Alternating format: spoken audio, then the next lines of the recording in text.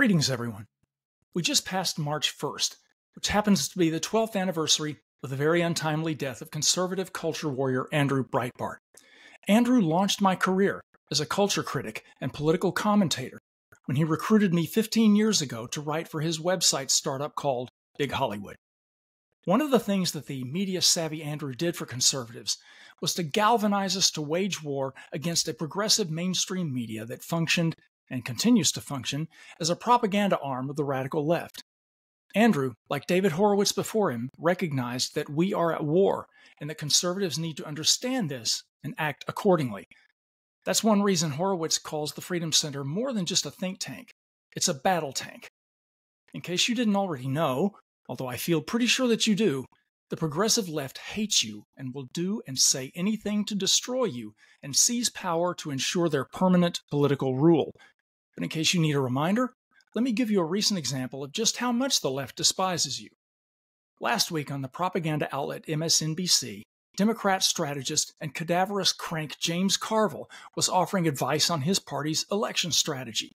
Carville said, in part, "I used to have a saying when I ran campaigns, the more you pummel them, the more they plummet." He said, "We have to jump on this abortion issue. We have to jump on this book-burning issue. Run ads on these Nazi hags at school board meetings trying to ban Rosa Parks." What an ugly, hateful thing to say.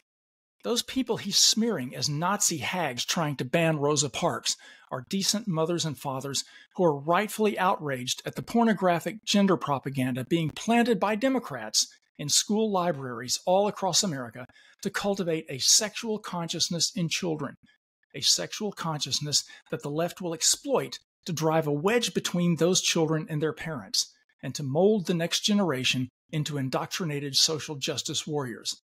That's the evil that parents are combating, and for that, the Biden administration has deemed them domestic terrorists, and the media smears them as book-burning Nazis. Carville's comments are a reflection of his and his party's malevolence and ruthless lust for power. He knows full well that Republicans are not trying to ban books. He's lying about that. But the truth is not only irrelevant to Carville and the Democrat Party, it's an obstacle.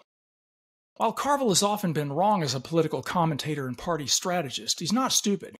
He knows that the Democrats can't win the 2024 presidential election based on Biden's popularity because Biden has almost zero popularity, and his vice president has even less.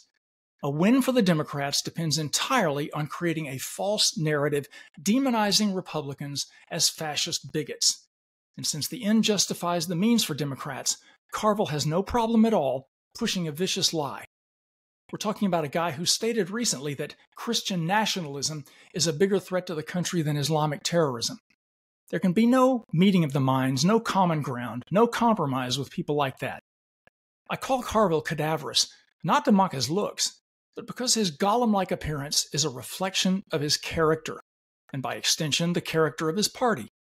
Like the rest of his party, he's a man spiritually corroded by a merciless hatred of his political opponents, and his appearance mirrors that inner decay.